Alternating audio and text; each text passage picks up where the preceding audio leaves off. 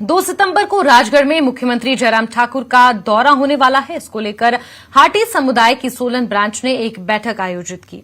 हाटी समुदाय के केंद्रीय समिति अध्यक्ष डॉक्टर अमीचंद कमल ने बताया कि वो लोग गिरिपार क्षेत्र को जनजातीय क्षेत्र का दर्जा देने की मांग को लेकर मुख्यमंत्री जयराम ठाकुर से मिलेंगे और उनके स्वागत के लिए ज्यादा से ज्यादा संख्या में हाटी समुदाय के लोग दौरे में मौजूद रहेंगे।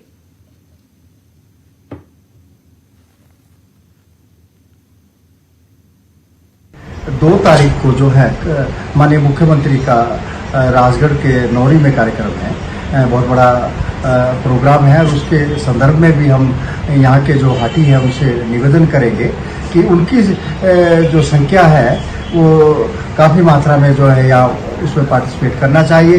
जो कार्यक्रम माननीय मुख्यमंत्री का 2 तारीख का है और कल इसके संदर्भ में हमने लगभग 34 पंचायतों की जो राजगढ़ की है उसके साथ भी ऑनलाइन बैठक।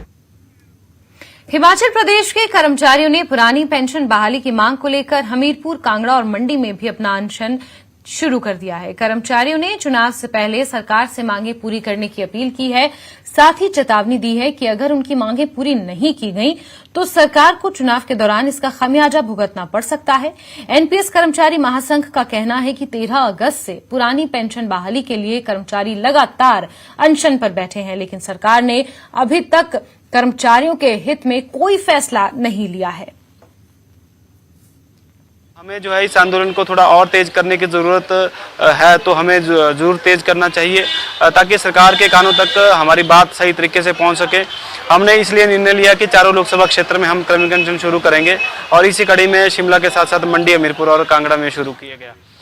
हिमाचल में बारिश से सड़क और पुलों के नुकसान से ग्रामीण परेशान है। मनाली में पुल गिरने से हुए 2 बच्चों की मौत के मामले में ग्रामीणों का रोष अभी भी बरकरार है और उनके खिलाफ इंजीनियर्स की बदसलूकी को लेकर दर्ज एफआईआर पर पूरा गांव थाने पहुंच गया। ग्रामीणों ने यहां अपना रोष व्यक्त करते हुए पुलिस से उन्हें गिरफ्तार करने की मांग की।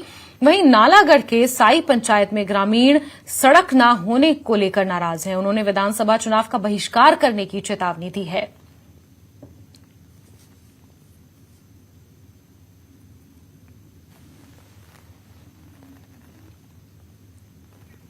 मनाली के सोलन गांव में पीडब्ल्यूडी विभाग के अधिकारियों से बदसलूकी मामले में पूरा गांव गिरफ्तारी देने के लिए थाने पहुंच गया।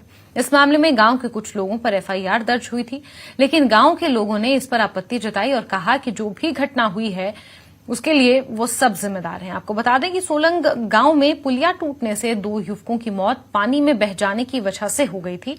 इसके बाद जब मौके का मुआयना करने पीडब्ल्यूडी विभाग के अधिकारी पहुंचे तो वहां उनसे गांव के लोगों ने बदसलूकी की, जिसके बाद विभाग की तरफ से एफआईआर दर्ज की गई है। एक घटना हुई सोलंग में, एक पुलिया थी, वहां पे एक मेला चला हुआ था गांव में, तो उसमें 2 बच्चे पुलिया टूटने से बह गए। तो ये घटना इमीडिएट उसके दूसरे दिन हुई कि 16 तारीख को कुछ डिपार्टमेंट के लोग आए थे वहाँ चेक करने के लिए। तो लोगों में रोष था क्योंकि बच्चों ने अपनी जानें खोई थी। तो वहाँ पे कुछ इंसिडेंट्स हुए, वहाँ पे लोग गैदरिंग हुई, इकट्ठे हुए लोग। तो वहाँ पे कुछ उनके साथ हुआ, जो भी हुआ वो हुआ उस दिन। तो उसके बाद हमारे ऊपर कुछ 14-15 लोगों पे एफआईआर हुई पुलिस में, पीडब्ल्यूडी डिपार्टमेंट की तरफ से। तो फिर आज हम लोग इसलिए यहाँ पे आए हैं कि हम लोग जो भी वहाँ पे हुआ उसके लिए हमें पता है कि हम जो भी अच्छा हुआ बुरा हो उसके लिए हम सब सामूहिक रूप से जिम्मेदार हैं। सोलंग में जो पीडब्ल्यूडी विभाग के जई साहब ने जो उनके साथ दुर्व्यवहार हुआ था, उसके चलते पुलिस स्टेशन मनाली में एफआईआर करवाई है, जिसके चलते गाँव वालों को बुलाया गया है और इन्वेस्टिगेशन जारी है। तो उसी संबंध में इनसे पूछताछ की जा रही है। जो भी उसमें संलिप्त पाया जाएगा उसकी गिरफ्तारी की जाएगी। आजादी के 75 साल बाद